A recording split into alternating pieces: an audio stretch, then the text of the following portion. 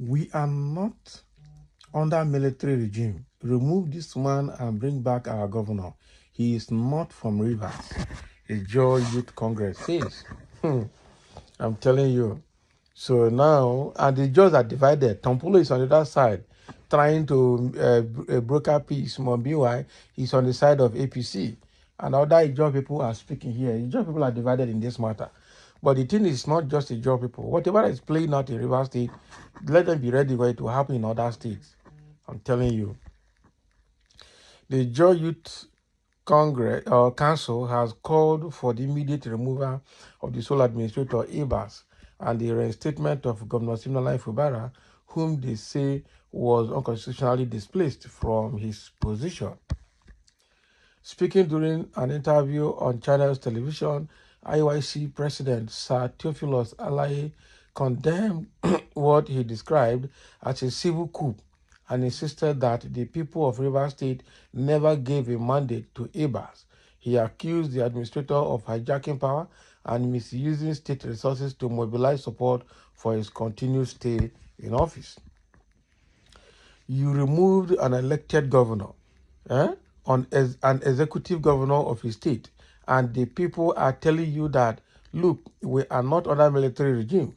Remove this man and bring back our governor that we gave the mandate to manage our affairs for 4 years, Alaye said.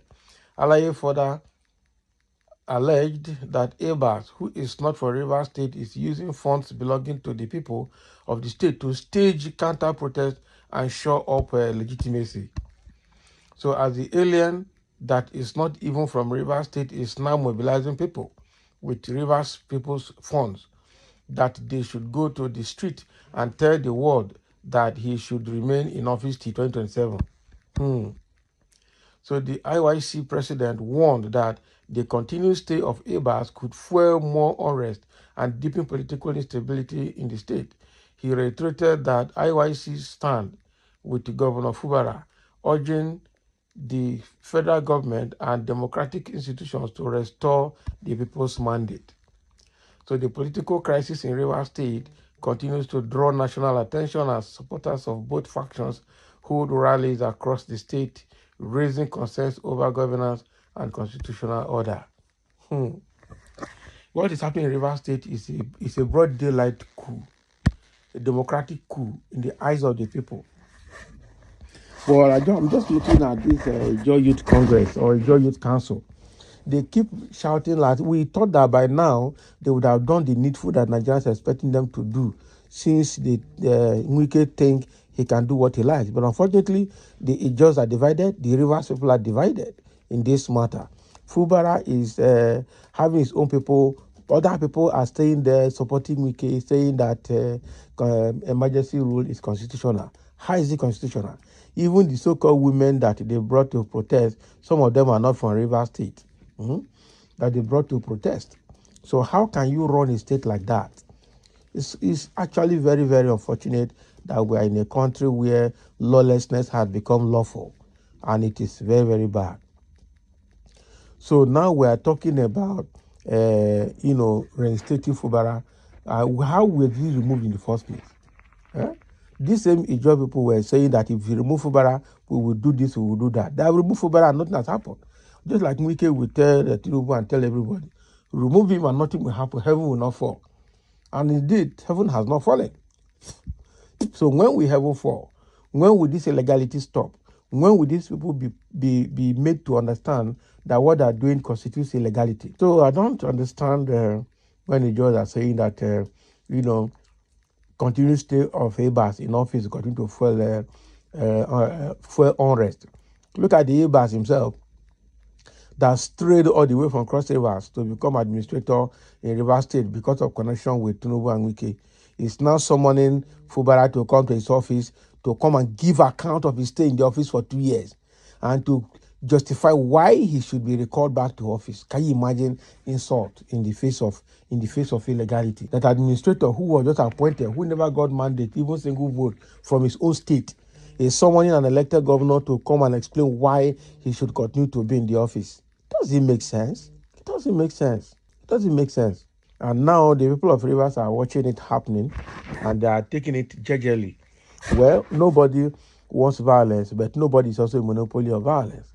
Nobody has the monopoly of violence exactly. So that is the thing we're talking about here. What Wike is doing in Rivers State is go a long way to affect politics in Nigeria, not just Rivers State. And what if Nigeria cannot come together and show APC the way out? I wonder how things will be, because the way things are right now is quite unfortunate. And to be frank and to be fair, when PDP was there for how many years? For almost 16 years, we were all crying too that PDP was corrupt. We need a change. We need a change. We need a change.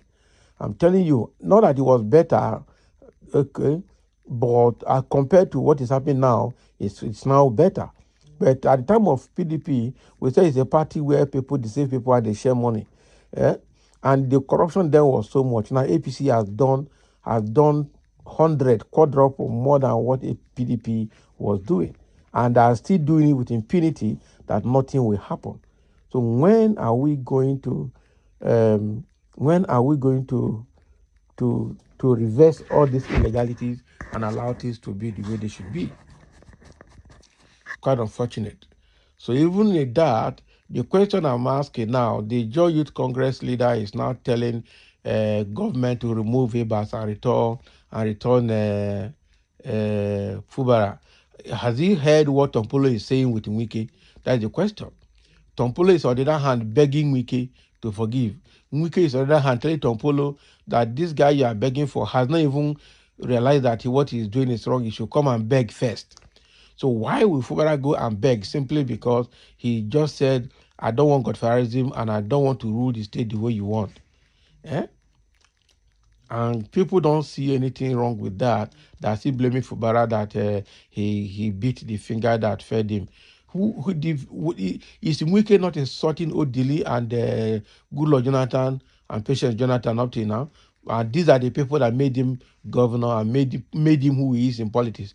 I even he swore that time that if he forever any reason disrespect Odili, that himself will not succeed. But today, what is happening? He has swallowed all the statements he made now. He's insulting Odili, insulting Ada George, insulting everybody in Rivers State. Eh? Quite unfortunate. We're in it already.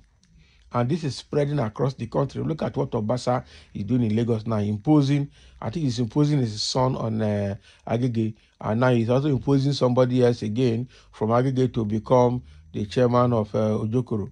How can you do that? Eh? How can you do that? So thank you for listening, and let's have your comment as this is what democracy has brought us into in Nigeria.